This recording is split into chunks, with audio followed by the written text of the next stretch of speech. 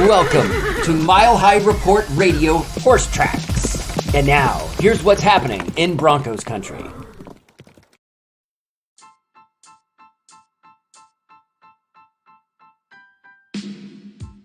Well, it certainly hasn't been a fun season to talk about and to watch by any stretch of the imagination, but there is one thing that we can start to do now, and it's probably been the most fun week already news-wise that I've had the entire season, and it's because it's time for the drama that is the Broncos' next head coach search. And I wish I could say it's been a while since we were doing this, but this seems to be a annual to biannual occurrence for the Broncos this time of the franchise history. Is this what the Raiders felt like for like 15 years? At least it's only been like like half of that. But man, if we're becoming the Raiders, that's definitely not a sign of good things to come. Commitment to excellence.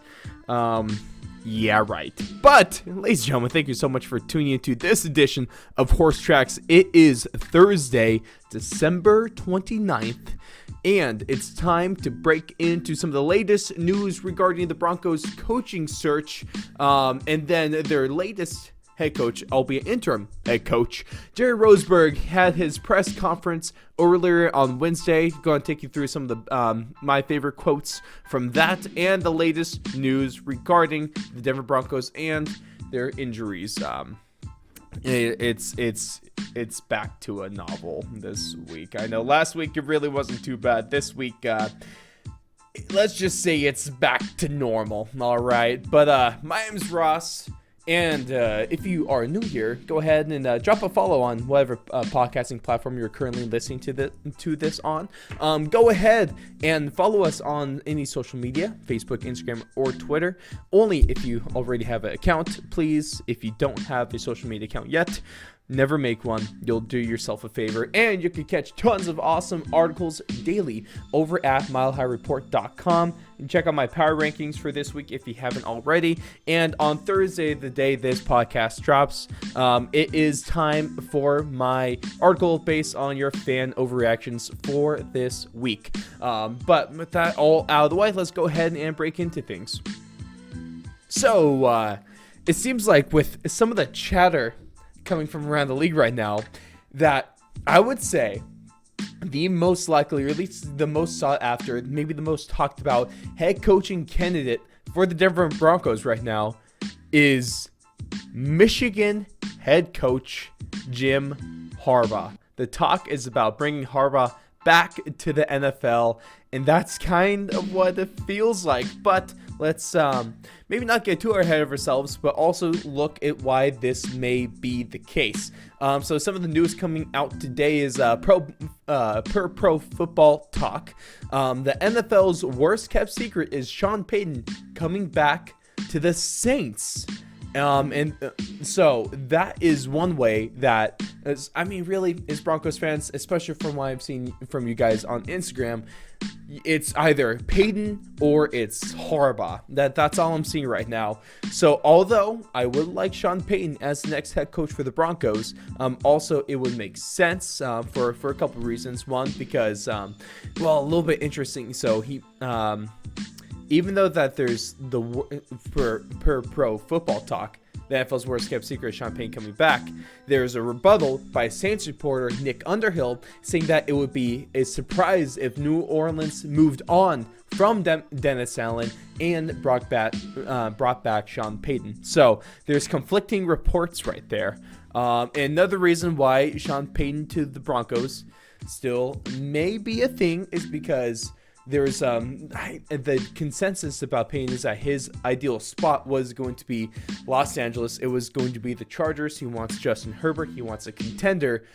But now that Brandon Staley and the Chargers have clinched a playoff spot, it will be a bit more of a surprise. And now it's more unlikely that they move on from Staley. Also, don't forget that Dean Spanos is a notorious cheap butt. All right, so Payton to Denver. can still make sense. So playing kind of the other side about this is that kind of why Payton to Denver makes sense, and then we'll get to Harbaugh to Denver here in a second.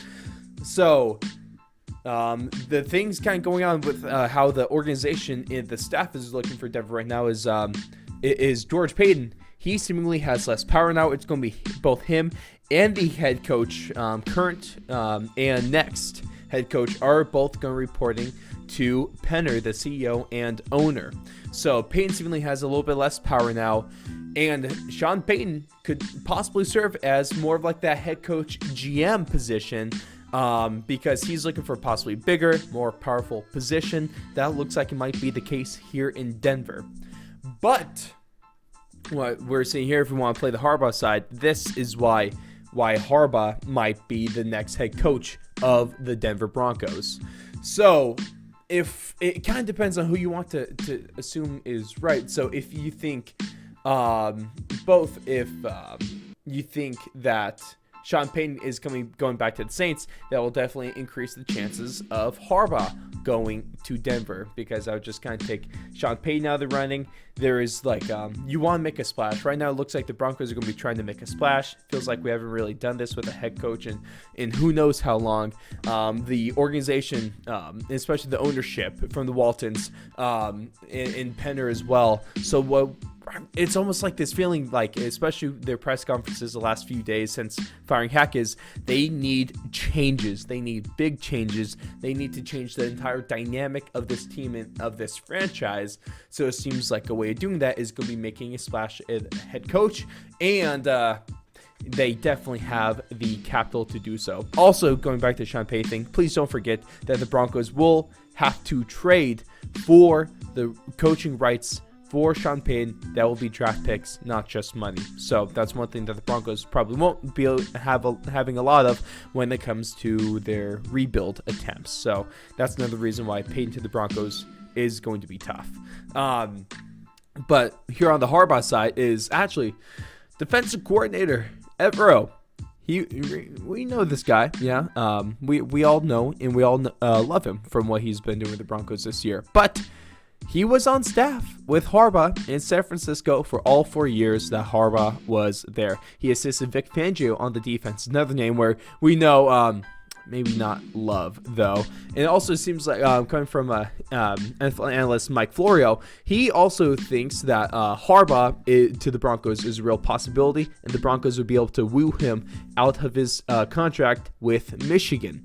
If you want to take a look, so right now Harbaugh is making about $7 million a year with Michigan, and he's signed through 2026. And the funny thing about this as well is that it probably won't happen that soon, because Michigan has a playoff game on Saturday, and they also let's be honest, they're playing TCU. They're probably going to win that game, and they're probably going to be playing for a championship. So it might be a little bit till the Broncos can actually speak with Harbaugh. But so we'll see when that happens. But I know we could all take a pretty educated guess and say that the Broncos and Harbaugh are at least going to be in contact about this thing.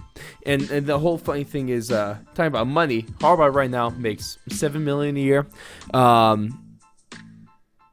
Boom, just like that, the Walmart just made $7 million, probably a lot more, if we're being honest with ourselves. Jeez, they make so much money. But yeah, they could afford to throw. I'm not saying it'll happen, but they could afford to throw one of those kind of contracts in with a whole $10 million, 10 years. And hopefully it'll work out better for the Broncos if they do that than it did for the Raiders and John Gruden. Oh boy, that was fun, wasn't it? Gosh, Raiders, what are you guys doing? But yeah, I guess right now we gotta take any chance to knock on the Raiders, given how bad that the Broncos are doing, and the fact that the Raiders have swept the Broncos over the last 3 seasons. But moving on from that coaching talk, let's go on and take a look at what Jerry Rosburg, latest coach, interim coach for the Denver Broncos, and what he had to say on Wednesday during his press conference. And the cool thing is he's already making moves as the interim. He handled the firings of special teams coach Dwayne Stukes and offensive line coach Butch Berry. And before we get to the whole special teams of Butch Berry, he'd said some stuff about there. I want to talk first about what he said about the Kansas City Chiefs. Now, what we've had as a coach, especially with Nathaniel Hackett, really all the quotes we've had this year, like the most PR copy and paste, just cut and dry and no emotion. It just, man, there's just like nothing behind these quotes. There's no emotion behind these quotes. There's no personality behind these quotes. There's no oomph, behind these quotes. You guys know what I mean. But it only took Jerry Rosburg to actually have a meaningful quote. He talks about the rivalry with the Chiefs, albeit it hasn't really been much of a rivalry the last 7 years, but he talks about that, and especially with their game coming up on this weekend. So it's about the Chiefs, man. I kind of agree with Mike Liss. He had a bad take today, saying that just after hearing what Rosburg had to say, if the Broncos win out, then he's the next head coach for the Broncos. No, please no. I don't want that. I would like him part of the staff, but no. That was a little crazy from Kliss. But one thing I agree with him here is that when kind of the past, Kliss says, like, with some of the past few guys, Elway, Fangio, Payton, Hackett, when they're asked if it's about the Chiefs, they would say it's about the entire AFC West. Well, although there's plenty of truth to that, it's about the Chiefs right now. It's really about the Chiefs. I know the Broncos have sucked to the Raiders. They've been all right against the Chargers recently, but they've really, really, really sucked against the Kansas City Chiefs. Before this 14-game losing streak, the series was the Chiefs were up on the Broncos 56-55 all time. That is a rivalry right there. Now it's 70-55. So that's not so much a rivalry. It's all about getting that back. And what Rosburg had to say on the Chiefs is, he said, quote, "I recognize that fact." This is talking about the whole Chiefs winning 14 in a row and the Broncos not being all that good against them. Goes on to say, "I also think the fans of the Denver Broncos are recognizing that fact too, and that needs to change. So how do you go about doing that? Well, you put together the best game plan you can. You put the best players on the field, and you teach them how to play and play together. And you go about changing that. That's a number," the 14 he's talking about. "That's a number I'm having a hard time grasping, frankly, because this organization has a steadfast, incredible football tradition. It can't be that way. It just cannot be that way. So I'm setting out to try in 1 week, setting out to change the course of that." Thank you, Rosburg, for trying to do something and trying to bring back this rivalry. I don't think the Broncos are going to win this game. Like, don't get it twisted. But thank you for at least saying something about that.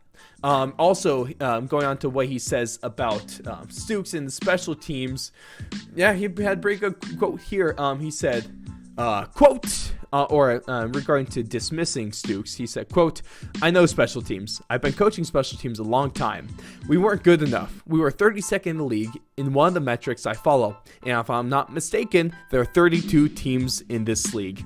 That had to change. The only way it was going to change was to insert myself right in the middle of that thing. We're making changes for the good of this team so that we can win 2 football games." Yes, another awesome quote by Rosburg. I love it. Yes, absolutely. And then lastly, what he has to say about former offensive line coach Butch Berry. "I have great respect for Butch and affection. He is a good man and a fine coach. I made that move because I want to move in a different direction with the offensive line. Want to make an impactful move with the offensive line." Yes, thank you. Fix the offensive line. Do something. I would like to try to go after some free agents this year for the tackles, draft some guards. Probably gonna have to get a center in there. Just draft interior, sign the tackles, spend the money. Because if anything, why can't you? There's probably just a way where you just put a crap ton into a signing bonus if you really want to do it that way. I don't care if the Broncos become the freaking New York Yankees. They are able to throw money and get talent. I don't care about that. In fact, it probably feels pretty dang nice to be a Yankees fan. One of my buddies is, and he has a great time because they're able just to throw $1 billion at their freaking lineup. So, Waltons, the Broncos, you want to change, just start throwing money at coaches, throw money at some players. And absolutely, Butch Berry sucked. I'm glad that he is gone. And something about that too, according to Broncos reporter Benjamin Albright, that this is reportedly has been a very welcomed and well-received move in the Broncos locker room.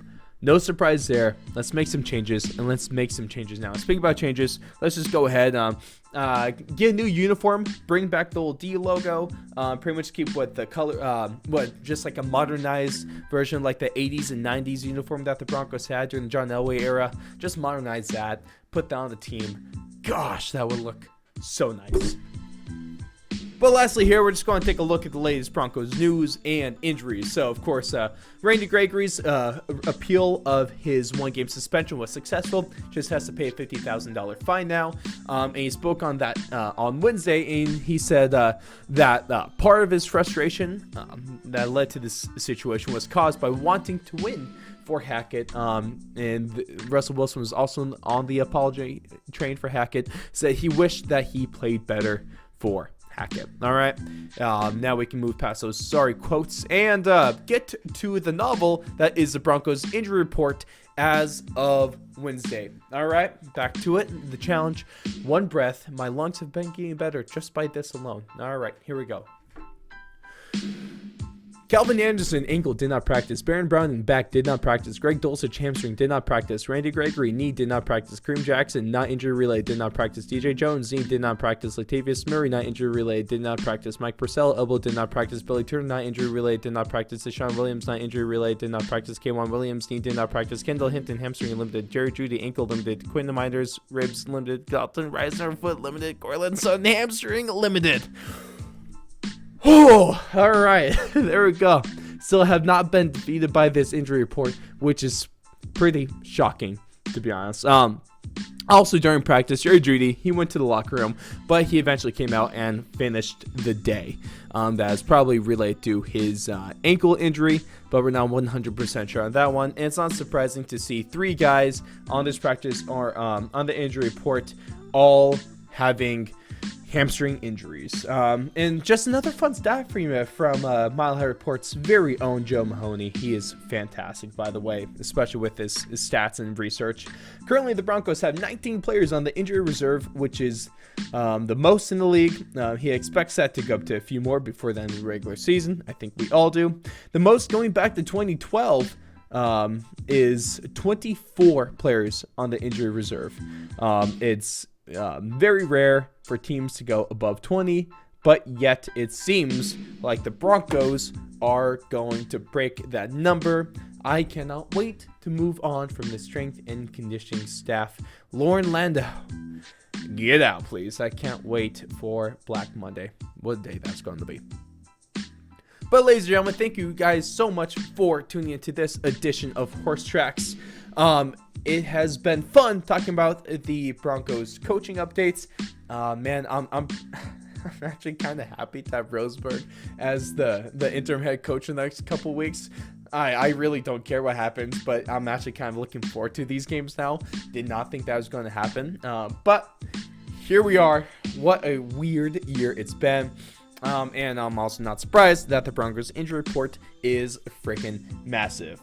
But with that being said, make sure if you haven't already, go ahead and follow us on whatever podcast platform you're currently listening to this to on. Follow us on social medias at Mile High Report and check us out, milehighreport.com. Tons of awesome articles daily. I'll be back with you guys on Monday and then also be live on Twitch at 10 a.m. Mountain Standard Time. That's twitch.tv/MHR_live. Hope you guys are having a fantastic week. Hope you guys have a fantastic Thursday. And because you won't really hear from my voice by then, it'll be the day of. So I'll be one day late, but go ahead. Have a happy new year, you guys. Thank you so much for this year. It's been incredible. Have a great week, all right? Or I guess week, day. Just have a great time in whatever you are doing.